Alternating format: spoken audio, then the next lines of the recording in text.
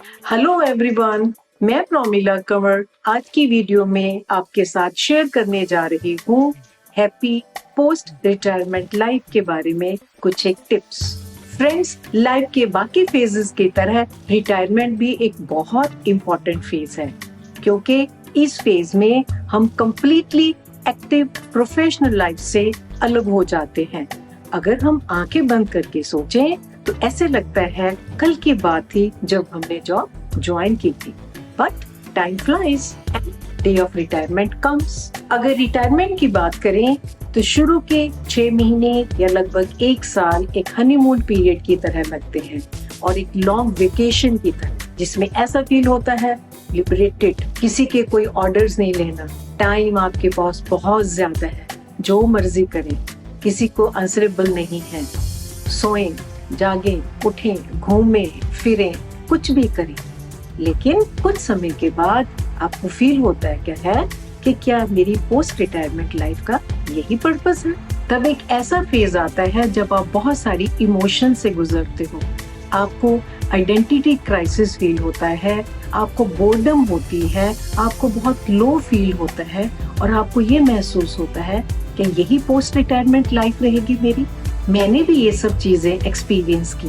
मैंने 6 महीने बहुत मस्ती की, बहुत फन किया, ढेर सारी मूवीज, ढेर सारे टीवी सीरियल्स, मस्ती से उठना, जागना। लेकिन फिर दोबारा मैं भी उस सेकंड स्टेज में एंटर हुई और वही एक फेज था जब मैंने अपने आप को कुछ अलग अलग चेंजेस अपनी जिंदगी में लाने शुरू की। कुछ मैंने टिप्स फॉलो की। मेरे को लगा क्यों ना वो सारी टिप्स या चेंजेस जो मैंने अपने बिहेवियर में लाई अपने फ्रेंड्स के साथ शेयर करूं। सबसे पहला बदलाव जो मैंने अपने शेड्यूल में लेकर आई वो था अपने दिन को स्ट्रक्चर करना, मतलब अपना एक शेड्यूल बनाना। ये बहुत इम्पोर्टेंट है कि हमें शुरू में लगता है कि हमारे पास बहुत सारा टाइम है और इसको हम कैजुअली किसी भी तरह से स्पेंड कर सकते हैं, लेकिन हम अपने दिन को स्ट्रक्चर करें, यानी कि एक शेड्यूल बनाएं। रिटायरमेंट से पहले की तरह समय पे उठें, नहाएं, तैयार हों और उसके बाद जो फ्री टाइम बच जाता है उसके लिए कुछ एक्टिविटीज प्लान करें। इसको हम बोलेंगे to do list. To do list में हम वीकली और डेली छोटे छोटे गोल्स बनाएं और उसको हम लिस्ट डाउन करें कि हम आज या पूरे हफ्ते में क्या करने वाले हैं। इवनिंग में देखें कि आपने अपनी एक्टिविटीज को कितना अचीव किया। अगर नहीं हो पाया तो उसको नेक्स्ट डे के लिए शेड्यूल कर सकते हैं।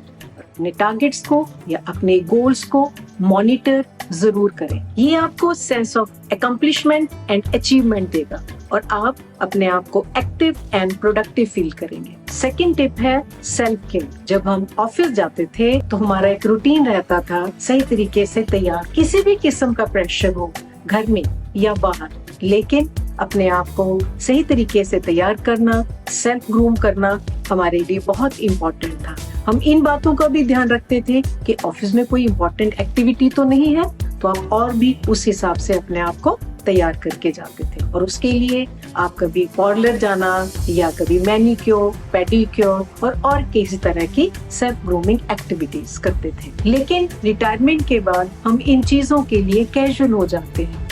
हमें ये फील होता है कि अब मेरे को पूरा टाइम घर में रहना है और मेरे को इन चीजों की जरूरत नहीं है। सब मत करें। अपनी सेल्फ ग्रूमिंग के लिए कॉन्शियस रहें, अपने आप को पैम्पर करें। ये आपको अच्छा फील करवाएगी और आपकी मेंटल हेल्थ के लिए बहुत ही बढ़िया रहेगा। नेक्स्ट टिप है इंडल्ज इन सम हॉबीज, मतलब अपनी कुछ हॉबीज को फॉलो करें। जब आप एक्टिव थे, जब आप प्रोफेशनल लाइफ में थे, तो आप बहुत सारा टाइम अपनी फैमिली पे, अपने प्रोफेशन को देते थे।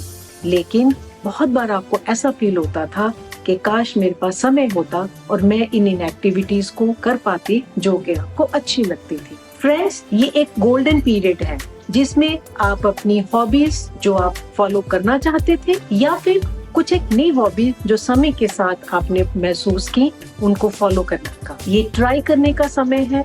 इनको कोशिश कीजिए, हो सकता है आप कामयाब ना हो। चैलेंज योर माइंड और इनको तब तक ट्राई करते रहिए जब तक कि आप कामयाब नहीं होते।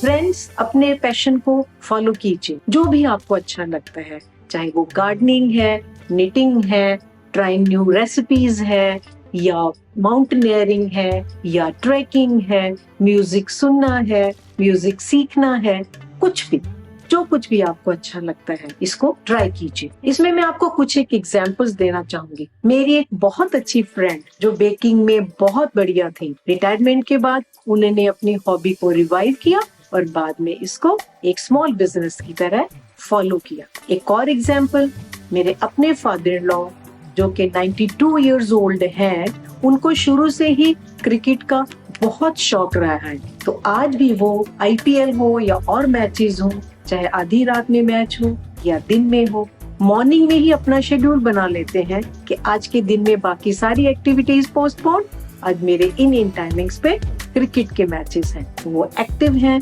अलर्ट हैं, क्योंकि वो अपनी एक्टिविटीज को या अपनी हॉबीज को फॉलो कर रहे हैं।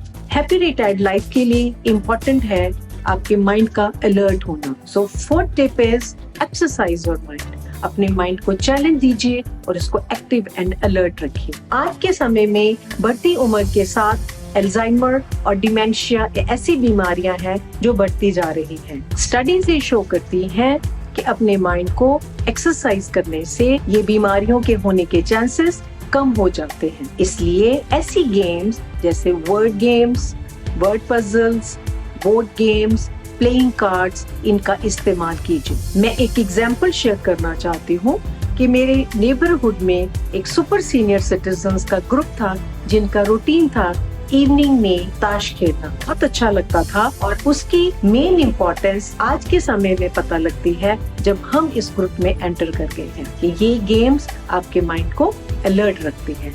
सो कोशिश कीजिए अपने आप को इन तरह की एक्टिविटीज में बिजी रखिए ताकि आप एक्टिव एंड अलर्ट रह सके। फिफ्थ टिप है अपने लव्ड वंस के साथ टाइम स्पेंड करना। रिटायरमेंट एक गोल्डन पीरियड है जिसमें आप अपने रिलेशंस को नए सिरे से रिवाइव कर सकते। जब आप एक्टिव थे जॉब में तो आपके पास समय ही नहीं होता था और किसी वजह से आप उनके साथ अपने रिलेशंस को कंटिन्यू नहीं कर पाते थे। लेकिन अब आपके पास बहुत खुला समय है।